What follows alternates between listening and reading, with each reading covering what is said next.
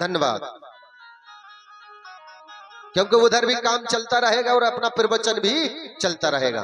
और जिनके नहीं है बीमारी तो जबरी मत जाना, नहीं तो जबरदस्ती जा रहे है ना, है कि नहीं। भय को भूत हवा का जाड़ो, और जब देखो जब चेथी में ठाड़ा, तो भय नहीं रखना चाहिए, ठीक है। अब ये चल रहा है, कुपार बाबा चमत्कारी कहे। कैसे चमत्कारी के? उनका कपार चमक रहा था, इसलिए 12 दिन में जो नामकरण हुआ था, तो कोयला मोदी ने उनका नाम क्या रखा भैया? कुपार रखा, कुपार रखा। अब कुपार रख दिया और कोयला मोदी को वहीं पर रोक दिया गया। राजा पुलसियों ने रुकवा दिया कि गुरुदेव आप यहीं रुकिए। तो कोयला मोदी ने कहा कि नहीं नहीं राजा, आप जब कहेंगे तब आ जाऊंगा, लेकिन अभी नहीं।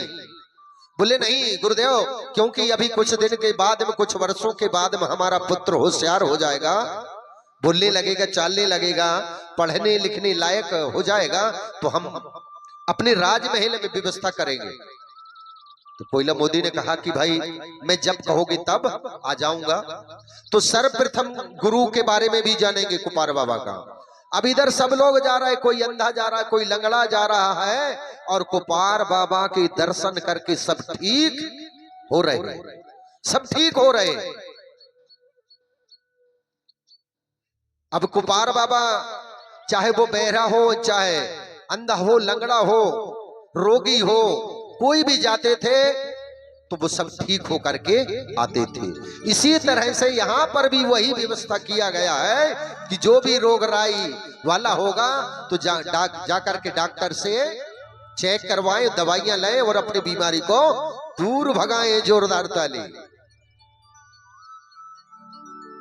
अब इस तरह से एक अंधा और एक लंगड़ा, सियाने बुजुर्गों को ज्यादा पता होगा, पहले की किताब में दिया था, पहले बहुत पहले, आज से 40 साल के पहले की बात बता रहा हूं। एक अंधा नाम का था और एक गंगा। तो गंगाराम अंधा था और बंसी लंगड़ा था। ये कहानी कितने लोगों को मालूम है मालूम? और वो कहां जा रहे थे? मेला देखने के लिए जा रहे थे। और मेरे भाई वो मेला कहां लगा था? पुरवा कोट में लगा था।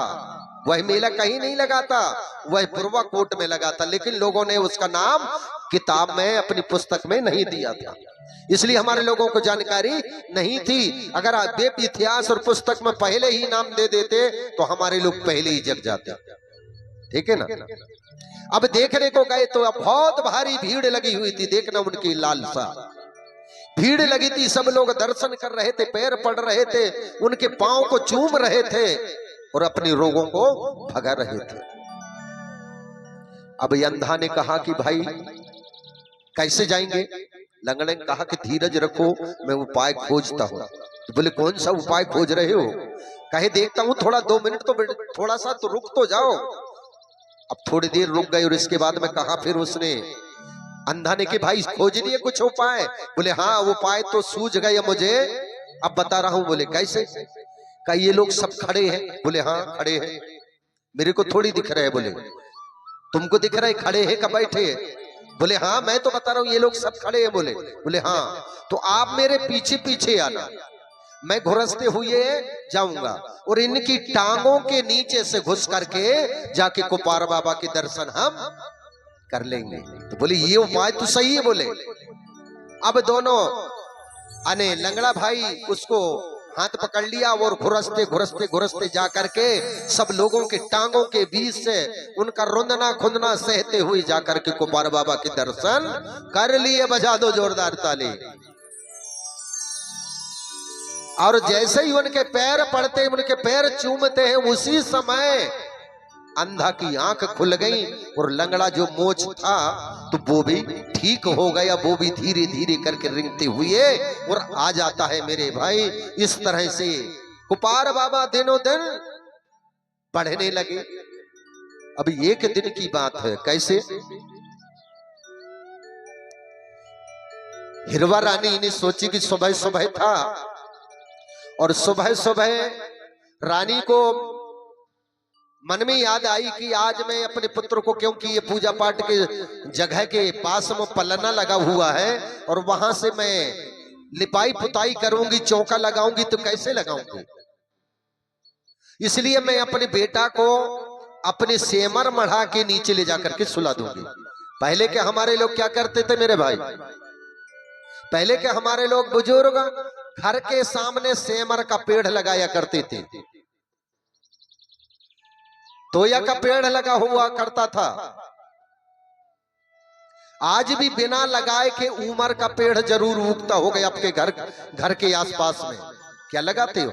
लेकिन वो प्रमाण देती है हमें प्रकृति कि बेटा यह पेड़ हमारे घर के पास होना चाहिए, लेकिन हमारे लोग उस पेड़ को काट करके फेंक देते या बकरी को खिला देते।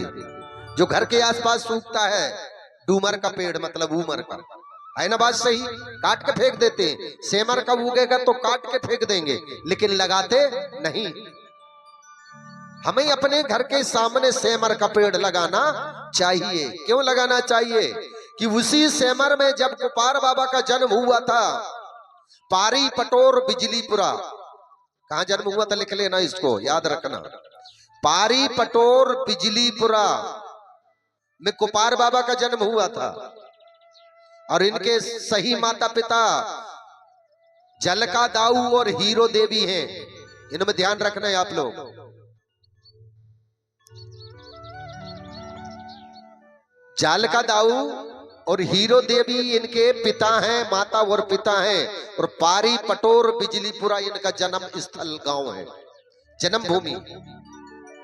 मेरे साथियों क्या होता है,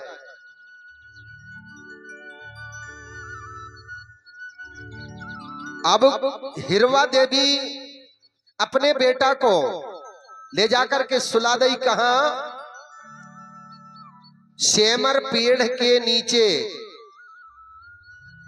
सेमर पेड़ के नीचे सुला देती है और अपने काम काज में लग जाती है। जब निज काम में लग जाती है तो उसको ध्यान नहीं रहता, वो काम करती रहती है, अपने बेटा को सुला देती है।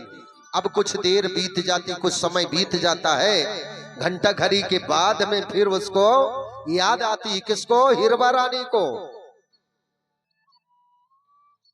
कि मेरा बेटा सोया है कि नहीं, चलकर देखना चाहिए। तो इधर सोया, जब ऐसे ही सुला के गई थी हिरवा रानी, तो वहां से क्या हुआ, प्रकृति ने कहा, फड़ापेन ने कहा शंभू बाबा के कि अपना गले का हार कुपार की रक्षा करने के लिए भी पहुंचा दो। तो वही सेमर के पेड़ के पास तोया पेड़ लगा हुआ था, तो उस तोया पेड़ के किनारे से एक बिल था और वहीं से सांप निकल करके नांग देवता और जाकर के कहां बैठ जाता भैया, कुपार बाबा के पास बैठ जाता, अपना फन फैलाता। अपना जब फन फैलाता है मेरे भाई, तो उसको छाया क्यों, प्रकृति ने ये सोचा कि अगर ये सेमर की डाली से अगर सूर्य की किरण कुपार के माथे पर जाएगी तो इसका जो चमकता हुआ कपार है वो समाप्त हो जाएगा, फिर ये जगत का गुरु बनने वाला नहीं है। अब वही नाग देवता रक्षा कर रहा किसकी, कुपार बाबा की। और कैसा बैठा था मेरे भाई, दाएं से बाएं कुंडली बना करके बैठा था। आज भी देखना नाग देवता बैठता तो ऐसा घूम कर बैठता है ना, मालूम आप सब लोगों को। अच्छा, अपने अपने घरों में कुत्ता जरूर है, वहां से भी हमको ज्ञान प्राप्त होता है। कैसे, कुत्ता से।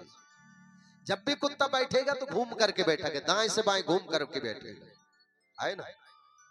और हमारे लोग कहीं देवी मड़िया या देवता मंदिर में जाएंगे तो पूजा पाठ करेंगे और परिक्रमा देंगे तो उल्टा कर देते हैं। ऐसा करते हैं कि नहीं करते, है ना, उल्टा करते हैं। अच्छा, भावर फेरो तो कैसी फेरा लगाते हैं, ऐसी लगाते हैं। फेरा के समय ऐसा, मंदिर के पूजा करो तो ऐसा, है ना। तो हम क्या है कि सीधी रास्ता चलने वाले हैं, हम सतमार्ग को मनाने वाले हैं, सतमार्ग की रास्ता चलने वाले हैं। इसलिए प्रकृति हमें संदेश देता है कि आप दाएं से बाएं की ओर घूमना चाहिए। बजा दो ताली। रानी को याद आया कि अब मेरे बेटा को देखना चाहिए कि वो सोया है कि जाग रहा है। अब जैसे ही रानी बाहर निकलती तो देखी कैसे